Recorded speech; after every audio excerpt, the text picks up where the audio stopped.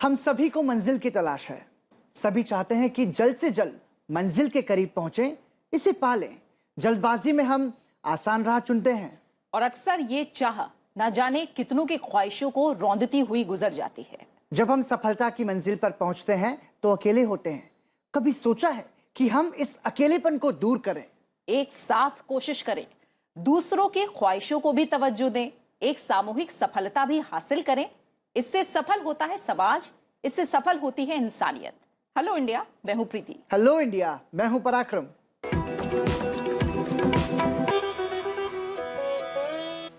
और आइए शुरुआत करते हैं बड़ी खबरों के साथ और देखते हैं बड़ी राष्ट्रीय खबरें। प्रधानमंत्री नरेंद्र मोदी ने प्रधानमंत्री शहरी आवास योजना के तहत 75 जिलों के 75,000 लाभार्थियों को मकानों की चाबियां सौंपी। इस मौके पर उन्होंने 80% से अधिक मकानों पर महिलाओं को मालिकाना हक मिलने पर खुशी जताई। वहीं प्रदेश सरकार के इस योजना के तहत आवास खरीदने वाली महिलाओं को पंजीकरण शुल्क में छूट देने के प्रयासों की भी सराहना की।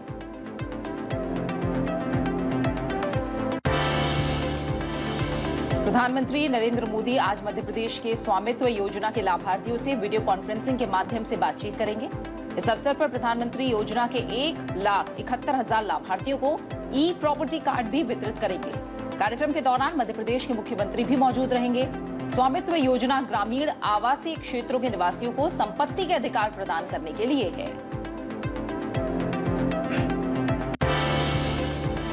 उपराष्ट्रपति एम वेंकैया नायडू ने मणिपुर में जैव संसाधन और सतत विकास संस्थान में फाइटोफार्मास्यूटिकल लैब सुविधा का उद्घाटन किया। ये लैब कोविड-19 जैसी विभिन्न बीमारियों के लिए प्रभावी हर्बल दवाओं के विकास में सहायता करेगी। IBSD के इस कार्यक्रम में उपराष्ट्रपति ने जहां उत्तर पूर्वी परिषद से पूर्वोत्तर क्षेत्र को त्वरित विकास के चरण में आगे बढ़ाने की वकालत भी की।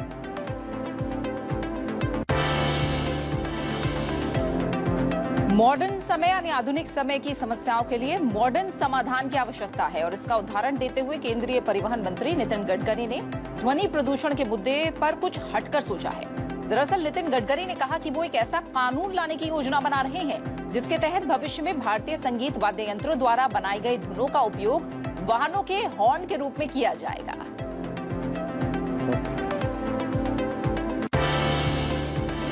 वायुसेना प्रमुख air chief marshal VR Chaudhari ने कहा है कि तीनों सेनाओं की साझा योजनाओं और संचालन प्रक्रियाओं को पूरा करने में वायुसेना की लड़ाकू क्षमता को और बढ़ाया जा सकेगा।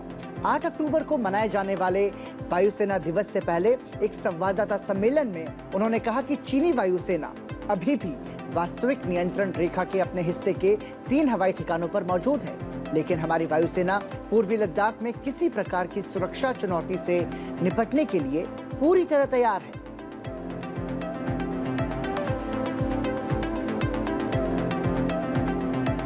और आइए अब नजर डालते हैं NEWS यानी कि देश के चारों कोनों से राज्यवार सुर्खियों पर। गुजरात में स्थानीय निकाय चुनाव में बीजेपी ने बड़ी जीत दर्ज की है। बीजेपी ने 44 में से 41 सीट जीतकर गांधीनगर नगर निगम पर अपना कब्जा बरकरार रखा है। भूपेंद्र पटेल के लिए बतौर गुजरात के मुख्यमंत्री ये पहला चुनाव था। बीजेपी की इस प्रचंड जीत के बाद कार्यकर्ताओं में जश्न का माहौल है। महाराष्ट्र में 6 जिला परिषदों की 85 और पंचायत समितियों की 144 सीटों के उपचुनाव के लिए कल वोट डाले गए। धुले, नंदुरबार, अकोला, वाशी, नागपुर और पालघर जिला परिषद और पंचायत समितियों के लिए चुनाव हो रहे हैं। मतों की गिनती आज होगी। त्रिपुरा के लोगों ने प्रधानमंत्री नरेंद्र मोदी को पत्र लिखकर प्रदेश में विभिन्न विकास योजनाओं को चलाने के लिए धन्यवाद दिया। लोगों ने फ्री वैक्सीन, ऑक्सीजन प्लांट और बेहतर स्वास्थ्य सेवाओं के लिए प्रधानमंत्री को शुक्रिया कहा है।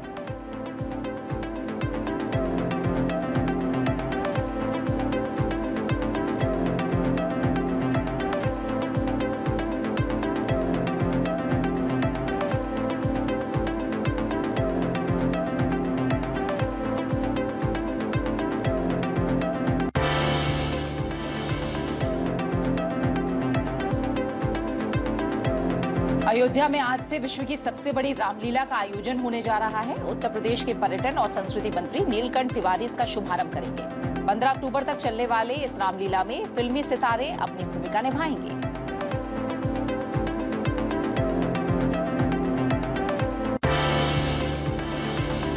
दिल्ली के मुख्यमंत्री अरविंद केजरीवाल ने वायु प्रदूषण रोकने के लिए 10 सूत्रीय कार्य योजना की घोषणा की है।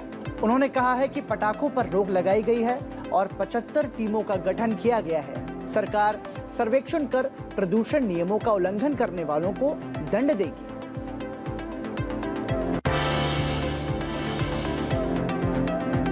उत्तराखंड हाईकोर्ट ने कोविड नियमों का पालन करते हुए श्रद्धालुओं को 4 धाम की यात्रा करने की अनुमति दे दी है।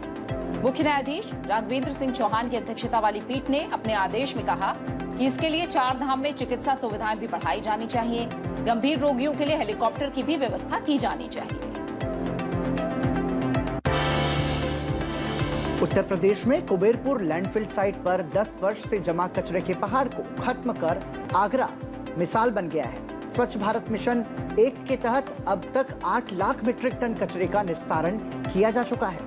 इस पहाड़ को खत्म कर इसे इको पार्क में बदला जा रहा है।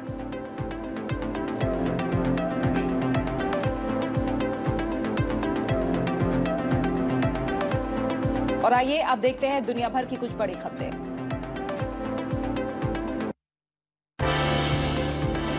लोकसभा अध्यक्ष ओम बिरला के नेतृत्व में एक संसदीय प्रतिनिधिमंडल G20 देशों के संसद के अध्यक्षों के सम्मेलन में शामिल होने के लिए आज सुबह रवाना हो चुका है। लोकसभा अध्यक्ष सम्मेलन के पहले सत्र के दौरान महामारी के कारण सामाजिक और रोजगार संकट से जुड़ी विषयों पर चर्चा में शामिल होंगे।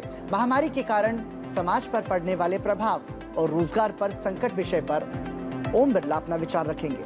सम्मेलन से इतर लोकसभा अध्यक्ष दूसरे देशों के संसदीय अध्यक्षों के साथ द्विपक्षीय बैठकें भी करेंगे।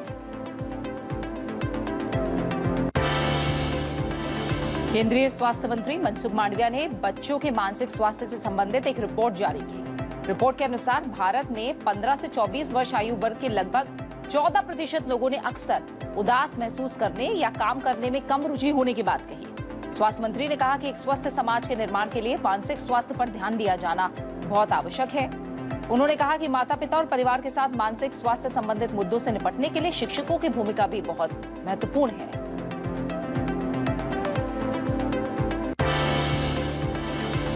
संयुक्त राष्ट्र में कश्मीर मुद्दे को उठाने के लिए भारत ने पाकिस्तान की कड़ी निंदा की है। निशस्त्रीकरण और अंतर्राष्ट्रीय सुरक्षा के मुद्दों पर सामान्य बहस के दौरान भारत ने राइट टू रिप्लाई का इस्तेमाल करते हुए पाकिस्तान को करारा जवाब दिया। भारत ने पाकिस्तान को दुनिया को अस्थिर करने वाली ताकत बताया। भारत ने कहा कि ऐसे देश से रचनात्मक योगदान की उम्मीद नहीं की जा सकती जो हमेशा से आतंकवादियों की मेजबानी करता आया हो।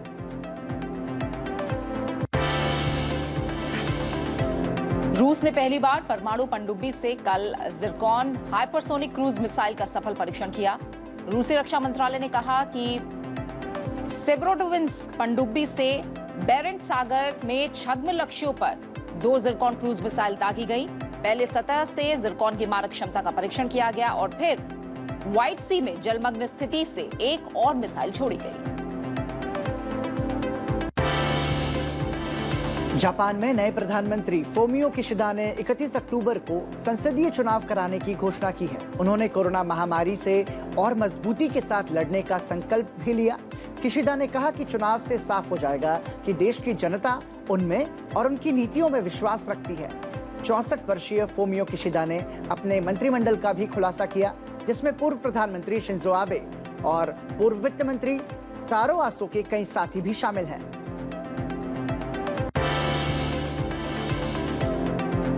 अमेरिका के डेविड जूलियस और अर्देम पाता पोटियन स्पर्श और तापमान पर अनुसंधान के लिए 2021 का चिकित्सा या शरीर विज्ञान नोबेल पुरस्कार साझा करेंगे। उन्होंने स्पष्ट किया है कि किस प्रकार हमारे शरीर संवेदना को स्नायु तंत्र में इलेक्ट्रिकल संदेश में बदल देते हैं। इनके इस अनुसंधान से दर्द का उपचार करने के नए तरीकों का पता लग सकेगा।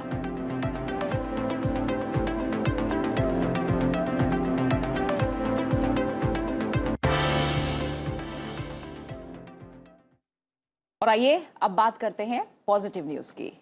भारत को विश्वगुरु यानी पूरी दुनिया का शिक्षक कहा जाता था, क्योंकि भारत देश की प्राचीन अर्थव्यवस्था, राजनीति और यहाँ के लोगों का ज्ञान इतना समृद्ध था कि पूरब से लेकर पश्चिम तक सभी देश भारत के कायल थे। और ये सिर्फ भारत का अतीत नहीं बल्कि वर्तमान भी है। आपको ये जानकर खुशी होगी कि आज भी उच्च शिक्षा के लिए बहुत से विदेशी छात्र भारत के विश्वविद्यालयों में दाखिला लेते हैं। शिक्षा के क्षेत्र में अंतर्राष्ट्रीय स्तर पर भारत की बदलती तस्वीर को बयां करती ये रिपोर्ट देखिए।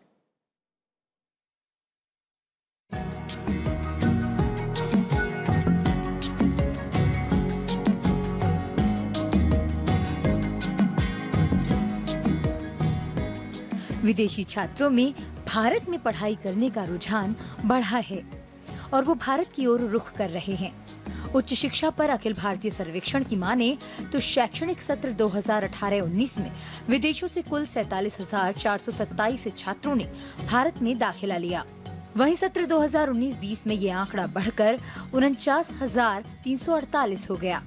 शिक्षा मंत्रालय के आंकड़ों के अनुसार वर्ष 2019-20 में 168 देशों ने अपने छात्रों को भारत भेजा।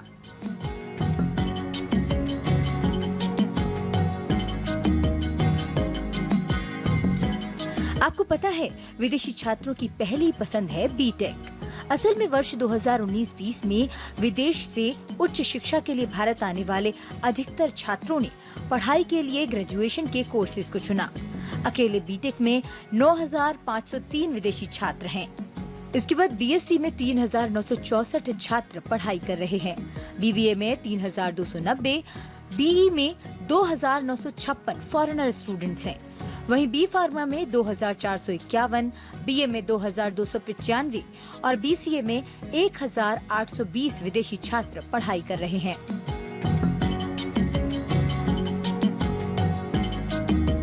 विदेश से आने वाले छात्रों की पहली पसंद है कर्नाटक राज्य। 10,231 विदेशी छात्रों ने पढ़ाई के लिए इस राज्य को चुना। उत्तर प्रदेश में 5,089 विदेशी छात्रों ने दाखिला लिया। पंजाब में 4,966, महाराष्ट्र में 4,599, तमिलनाडु में 4,461, दिल्ली में 2,345, हरियाणा में 2,321, तेलंगाना में 2,261, गुजरात में 2,227 और आंध्र प्रदेश में 2,094 विदेशी छात्रों ने एडमिशन लिया। शिक्षा मंत्रालय के AISHE सर्वे 2019-20 के मुताबिक सबसे ज्यादा 28.1% विदेशी छात्र नेपाल से हैं। इसके बाद अफगानिस्तान के 9.1, बांग्लादेश के 4.6% विदेशी छात्र भारत में हैं। भारत में विदेशी छात्रों में 3.82% भूटान और 3.1% नाइजीरिया से हैं और 3.3% विदेशी छात्र संयुक्त राज्य अमेरिका के हैं। क्या आप जानते हैं कि भारत सरकार स्टडी इन इंडिया कार्यक्रम के जरिए अंतर्राष्ट्रीय छात्रों को आकर्षित करती है, जिससे भारत एक बार फिर विश्व गुरु के रूप में स्थापित हो। बिल्कुल पराक्रम, और इसकी सफलता का अंदाजा इस बात से लगाया जा सकता है कि अकेले इस कार्यक्रम के तहत अब तक 50 से अधिक देशों के लगभग 7,500 विदेशी छात्र भारतीय संस्थानों में आए हैं। और हाल ही में जो स्टडी इन इंडिया एक्सपो 2021 था, उसमें 77 देशों के 4,000 से ज्यादा विजिटर्स को आकर्षित किया। और आइए इस पॉजिटिव न्यूज के बाद अब बात करते हैं आज की बात की और जानते हैं आज क्या खास गतिविधियां ऐसी हैं जिन पर नजर रहेगी। आज प्रधानमंत्री नरेंद्र मोदी आज दोपहर 12:30 बजे मध्य प्रदेश के स्वामित्व योजना के लाभार्थियों से वीडियो कॉन्फ्रेंसिंग के माध्यम से बातचीत करेंगे। इस अवसर पर प्रधानमंत्री इस योजना के तहत 1,71,000 लाभार्थियों को ई प्रॉपर्टी कार्ड भी वितरित करेंगे। साथ ही साथ आज की गतिविधियों की बात करें तो आज राष्ट्रपति रामनाथ कोविंद कर्नाटक के 3 दिनों के दौरे पर आज से वो रहेंगे। और साथ ही साथ आपको बता दें कि उपराष्ट्रपति एम वेंकैया नायडू आज अगरतला में राज्य के 1 दिवसीय दौरे पर रहेंगे। और आज की बात के बाद अब हमारा खास सेगमेंट जो कि सीधा आपकी सेहत से जुड़ा हुआ है, बात फिट रहो इंडिया की। क्या आप जानते हैं कि हमारी सेहत का सीधा संबंध हमारे मानसिक स्वास्थ्य से भी होता है। स्वास्थ्य मंत्रालय की जो ताजा रिपोर्ट है उसके मुताबिक भारत में 15 से 24 वर्ष की आयु के लगभग 14% लोगों ने अक्सर उदास महसूस करने और काम में रुचि ना रहने की बात कही है। बिल्कुल, दरअसल प्रीति मुझे लगता है डिप्रेशन यानी कि अवसाद ये एक ऐसी गंभीर बीमारी है जो आज के बदले माहौल में बच्चों और टीनेजर्स को ज्यादा परेशान कर रही है। और सेहत से सीधा संबंध मानसिक स्वास्थ्य का भी है। तो ये समझना जरूरी है कि आखिर ऐसा क्यों होता है। बच्चों में जो होने वाला डिप्रेशन है, उसमें जो फैमिली है वो बहुत इंपॉर्टेंट रोल प्ले कर सकती है। तो आइए हमारे एक्सपर्ट से आज जानते हैं मानसिक स्वास्थ्य की देखभाल के बारे में।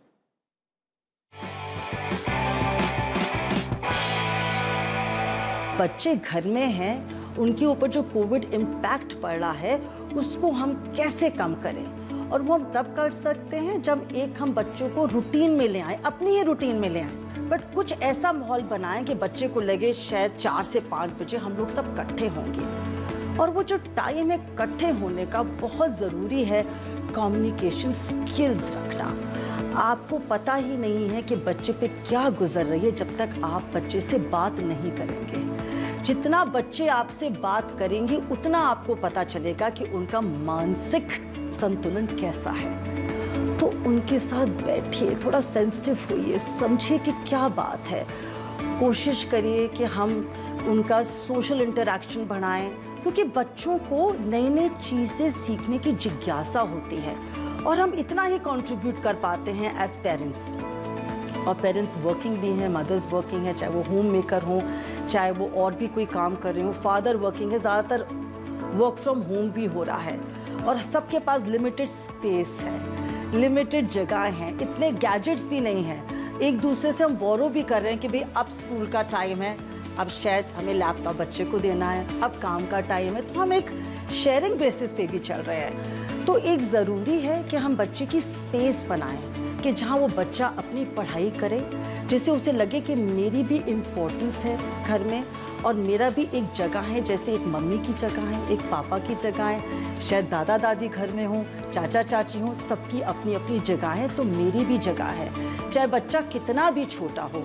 और एक डू योर सेल्फ वाली चीज़ें करवाइए, जो छोटी हो, ज़्यादा टाइम ना लगे, जिससे बच्चे को सेंस ऑफ कंप्लीशन आए कि उसने एक काम ख़त्म करा है। बच्चे हमेशा आपको सिर्फ देखते हैं, सुनते नहीं हैं, तो बहुत ही अनिवार्य है कि आप देखें कि आप रोल मॉडल बने बच्चों के लिए। आप जिस तरह घर के लोगों से बात कर रहे हैं, चाहे वो आपका स्टाफ हो, चाहे आपके घर के फैमिली मेम्बर्स हों, बच्चे वही सीखते हैं, ऐसे ही वो बात करते हैं, क्योंकि उनको लगता है यही ठीक है। पहला एजुकेशन एरिया तो घर ही है। बहुत बड़ी बात हमारे एक्सपर्ट ने बताई है कि पहला जो एजुकेशन एरिया है वो घर है, और आपको रोल मॉडल बनना है, और ज़्यादा से ज़्यादा कम्युनिकेशन अगर बच्चे के साथ होगा तो जाहिर तौर पर वो अपनी बातें आपसे साझा भी करेंगे, और मेंटल हेल्थ को भी ये कहीं ना कहीं उस पर अच्छा असर डालेगी। बिल्कुल प्रीति, और मुझे लगता है कि पेरेंट्स को जरूरी है कि बच्चों के लिए समय निकाले। कम से कम दोनों वर्किंग है, समय मिल नहीं पाता, बच्चा बहुत अकेलापन महसूस करता है, और उसी वजह से डिप्रेशन का शिकार बच्चे होते हैं। तो इस पर हम सभी को मिलकर ध्यान देने की जरूरत है। और अब आपको बता दें आज संसद टीवी पर प्रसारित होने वाले विशेष कार्यक्रमों के बारे में। शाम 7 बजे आप देख सकते हैं हमारा खास कार्यक्रम मुद्दा आपका। शाम 7:30 बजे आप देखिए लोकतंत्र राउंड अप, और इसके बाद रात 8 बजे दिन भर की बड़ी खबरों पर आधारित हमारा खास बुलेटिन आज की खबर। 8:30 बजे आप देखिए संसद टीवी पर इकोनॉमिक सूत्र। 9 बजे आप देख सकते हैं लॉ दैट शेप्ड इंडिया, और रात 8:30 बजे, रात 9:30 बजे आप देखिए पर्सपेक्टिव। इकोनॉमिक सूत्र के बाद 9 बजे लॉज दैट शेप्ड इंडिया। ये तमाम हमारे बड़े और खास कार्यक्रम संसद टीवी से जुड़ना मत भूलिएगा। शाम 7 बजे से रात 10 बजे तक ये तमाम खास कार्यक्रम आप संसद टीवी पर देख सकते हैं। और फिलहाल यहाँ रुक रहे हैं एक छोटे से ब्रेक के लिए, और ब्रेक के बाद जब वापस लौटेंगे तो न्यूज यू कैन यूज और खासतौर से इतिहास के पन्नों पर एक नजर डालेंगे। बने रहिए हमारे साथ।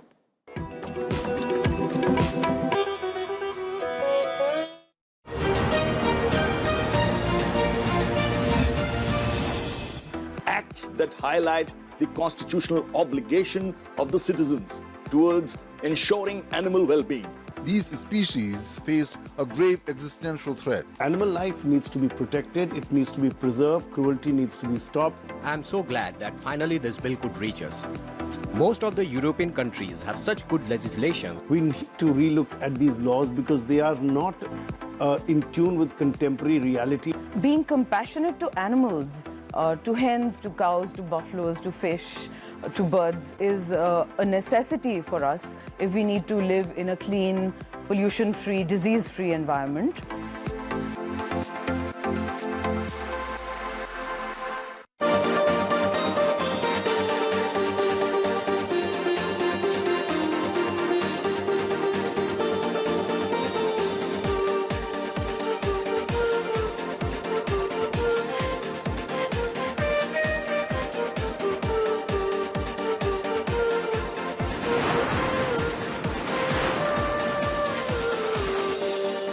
The world's largest democracy on the fast track to progress. Its journey to a $5 trillion economy driven by big-ticket reforms, groundbreaking projects, sustainable infrastructure. Watch the unfolding India growth story with me, Amitabh Khan, on Transforming India, only on Sansad Television.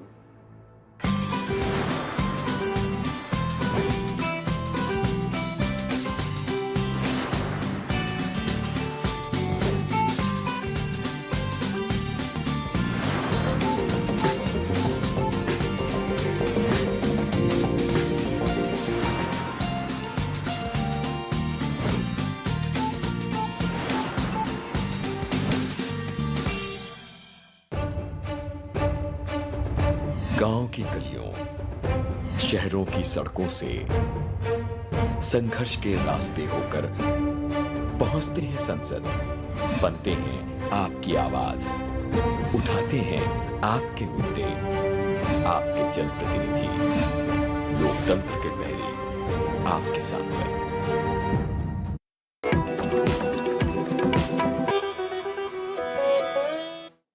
Hello India break के बाद एक बार फिर आपका स्वागत और आइए आप नजर डालते हैं आज के दिन के इतिहास से जुड़े पन्नों की ओर और जानते हैं कि 6 अक्टूबर की तारीख इतिहास में किन घटनाओं की यादों के तौर पर दर्ज है।